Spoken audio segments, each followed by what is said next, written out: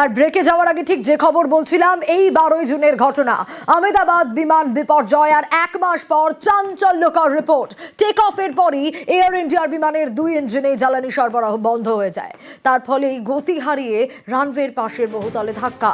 260 জনের মৃত্যুর উল্লেখ রয়েছে রিপোর্টে, রয়েছে চাঞ্চল্যকর তথ্য।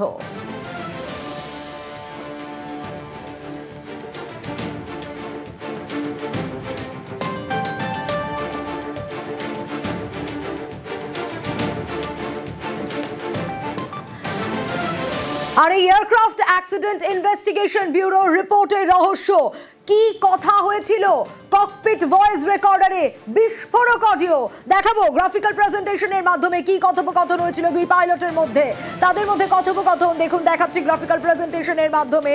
জ্বালানির সুইচ কাট অফের কথা উঠে এসেছিল।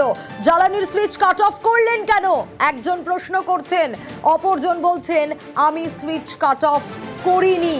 পাইলটদের কথার মধ্যেই নানা রহস্য রয়েছে। ইঞ্জিন জ্বালানি সরবরাহ বন্ধেই দুর্ঘটনা। 12 জুন আহমেদাবাদে বিমান ভেঙে পড়ে। রিপোর্টে উল্লেখ রয়েছে 260 জনের প্রাণ চলে যাওয়ার কথা।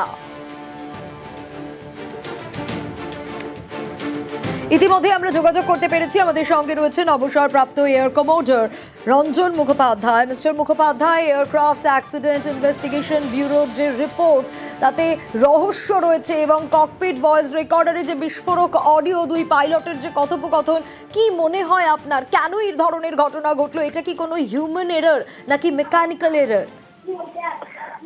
নমস্কার, দেখুন এখানে যেটা প্রিলিমিনারি রিপোর্ট এসেছে সেটাতে একটা shift in the fuel control switch সেটা বলা হয়েছে এবং যার জন্য ইঞ্জিনের থ্রাস্টটা একদম তেল না গেলে যেটা হয় সেটা হয়েছিল এবং এই দুটো ইঞ্জিনই শাট অফ হয়ে গেছিল।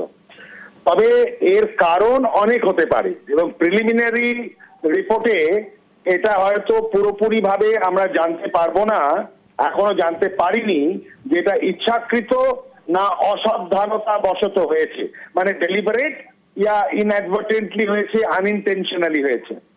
তো এই দুটোর আরো ডিপে আমাদের যেতে হবে।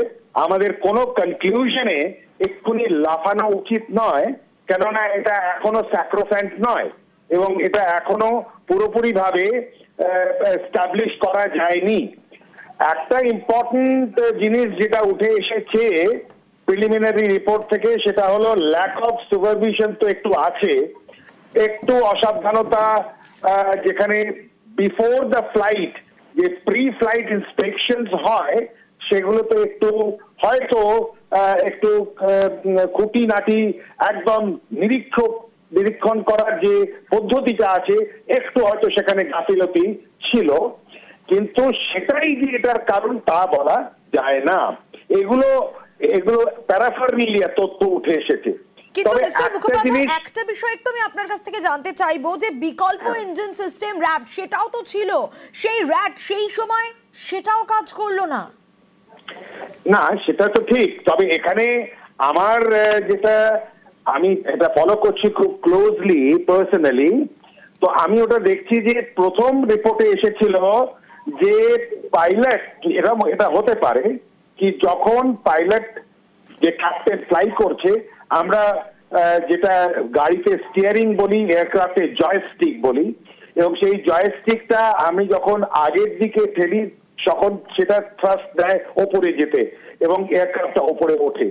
সেইটা যদি কোনো কারণে আমি যখন নাভি নিচে তখন সেটাকে পেছনে টানি, জয়স্টিকটাকে নিচের দিকে পেছনের দিকে নিয়ে যাই। আমি আমার আরেকটা থিওরি শুনেছি, ওটাও রিপোর্টে এসছে, কিন্তু এই প্রাইমারি রিপোর্টে ওটার কোনো মেনশন দেখিনি, যে পাইলট প্রথমেই বলছে মে ডে এবং সেখানে তার সিটটা মাই সিট এটা বলে উঠেছিল। সিটে কি হয়, সিটটা আমাদের লকিং সিস্টেম থাকে, একটা লকিং পিন দিয়ে পার্টিকুলার পজিশনে, প্রত্যেকটা পাইলটের লেগ স্পেস আলাদা, লেগ লেন্থ আলাদা, তাই জন্য তাদের একটু গ্যাপ থাকে এবং সিটটা আমরা আগে পিছিয়ে করে নিজেদের মতো করে ওটা ফিক্স করতে পারি। সেই ফিক্সিংটা সিটের হয়, পাইলটের একটা লকিং পিন থাকে, সেই লকিং পিনটা কোনো কারণে কোনো ক্রমে ভেঙে গিয়েছিল, যার জন্য সিটটা স্লাইড করে পেছনে চলে যায়। যখন পেছনে চলে যাচ্ছে, আপনার হাতটা জয়স্টিকে আছে, আপনার বডি ওয়েট যাই হোক 60, 65, 70 কিলো, সেইটা আপনার ওই ওয়েটটা দিয়ে যখন স্টিকটা পেছনে চলে যাচ্ছে, তখন তো দুটো ইঞ্জিনেই ফুয়েল যাচ্ছে না, এবং সের জন্য কাট অফ হয়ে যেতে পারে। তো এইগুলো সমস্ত একটা থিওরি, আমাদের আরো ইনভেস্টিগেশন করে জানতে হবে এই যে cut off fuel in both the engine. দেখুন, দুটো ইঞ্জিনের জন্যই এক একটা করে ফুয়েল কন্ট্রোল সুইচ থাকে, এবং পরে ওটাকে আবার কাট অফ থেকে নর্মাল পজিশনে নিয়ে আসা হয়। তো সেটা আমি যেটা প্রথমে বললাম, ইনঅ্যাডভার্টেন্ট অসাবধানতা অবসর হয়েছিল বা ইচ্ছাকৃত, সেটা এখনো প্রমাণিত নয়। তাই আমাদের কোনো কনক্লুশনে জাম্প করা উচিত নয়। অনেক ধন্যবাদ জানাবো আপনাকে।